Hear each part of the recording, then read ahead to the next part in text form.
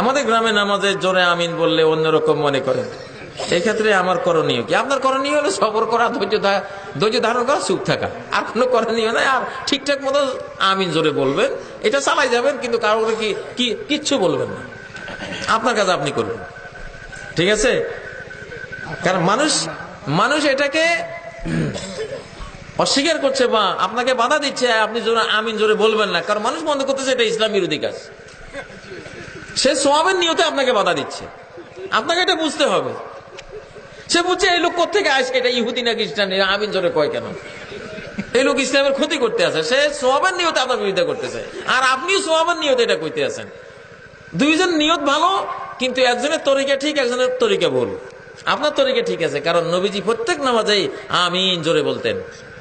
এটা একদম সহিহ হাদিস, বুখারীতে এসেছে, আলবানীর সিলসিলা আহাদিসের সহিহের মধ্যে সর্বশেষ যেটা সহিহ হাদিস, সহিহ গ্রন্থ, এটা তো এসেছে। কানা রাসূলুল্লাহ সাল্লাল্লাহু আলাইহি ওয়াসাল্লাম ইযা ক্বারা গায়রিল মাগদুবি আলাইহিম ওয়ালাদ-দাল্লিন ক্বালা আমিন ওয়া রাফা বিহা সাওতা। নবীজি যখন গায়রিল মাগদুবি আলাইহিম ওয়ালাদ-দাল্লিন বলতেন, ক্বালা আমিন, নবীজি ইমাম হয়ে আমিন জোরে বলতেন, রাফা বিহা সাওতা, আওয়াজ বুলন্দ করতেন, আওয়াজ জোরে সোরে করতেন। এবং ইহুদিরা এটা শুনলে হিংসা করতো, যে দেখো মুসলমানরা কিভাবে আমাদের বিরুদ্ধে আমিন কইতে আছে। এই আমিন জোরে বললে ইহুদির কলিজাত ঘা লাগে, কারণ আমিনের আগেই গায়রিল মাগদুবি আলাইহিম ওয়াদ-দাল্লিন আছে। দাল্লিন হলো খ্রিস্টান না, মাগদুবি আলাইহিম হলো ইহুদিরা। আল্লাহ ইহুদির পথে চালান না আমাদেরকে, খ্রিস্টানের পথে চালান না আমাদেরকে, এ কথা কইয়াই আমিন। দেখো দেখো মুসলমান কি কইতে আছে, মানে আমাদের বিরুদ্ধে। ইহুদি খ্রিস্টানরা আমিন জোরে বললে যার অন্তরে ঘা লাগে সে ইহুদি আর খ্রিস্টান। ইহুদি খ্রিস্টানের মনে ঘা লাগে আমিন জোরে বললে। এখন কোন মুসলমানের যদি ঘা লাগে, তার মধ্যে ইহুদি আর খ্রিস্টানদের একটা কণা হইলেও আছে, অবশ্যই।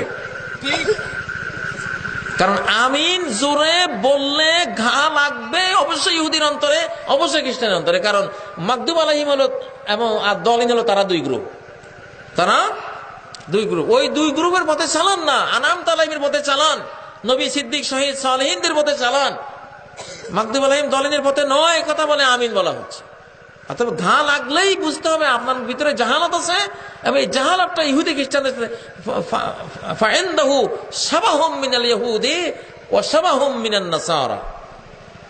এইজন্য আসলাফরা বলতেন, মান ফাসাদা মিন উলামাইনা ফালাহু শাবাহুম বিল ইয়াহুদ। আমাদের আলেমদের মধ্যে যারা নষ্ট হয়ে গেছে, ওদের মধ্যে ইহুদির কিছু স্বভাব আছে।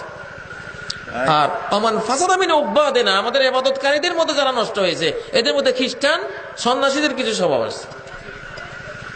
যাই হোক, আমিন জোরে বলাই মুসলিম সংস্কৃতি। আমিন এটা নবীজি বলতেন। বুখারীতে কিতাবুস সালাতে ইবনে জুবাইরের হাদিসটি এসেছে, আম্মানা ইবনে জুবাইর ওয়া আম্মানা মান খালফাহু হাত্তা ইন্না লিল মাসজিদি লাজ্জাতান। সাহাবী আব্দুল্লাহ ইবনে জুবাইর আমিন বলেছেন, পিছনে সব মুসল্লিরা আমিন বলেছেন, এমনকি মসজিদ কেঁপে উঠেছে আমিনের শব্দে।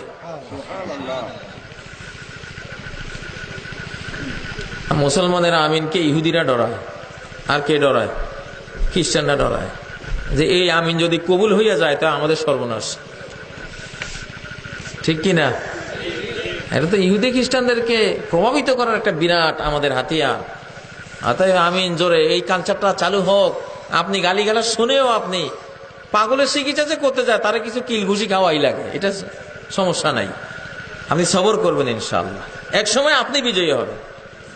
হ্যাঁ, এটাই সহিহ হাদিস। হানাফি ওলামারাও বলেছেন, আল জাহরু বিত-তামিন আসাহহু সানাদান, যে আমিন জোরে বলাটার হাদিসগুলি হলো বেশি সহিহ, বেশি স্ট্রং হাদিস। এটা হানাফি ওলামারাও স্বীকার করেছে।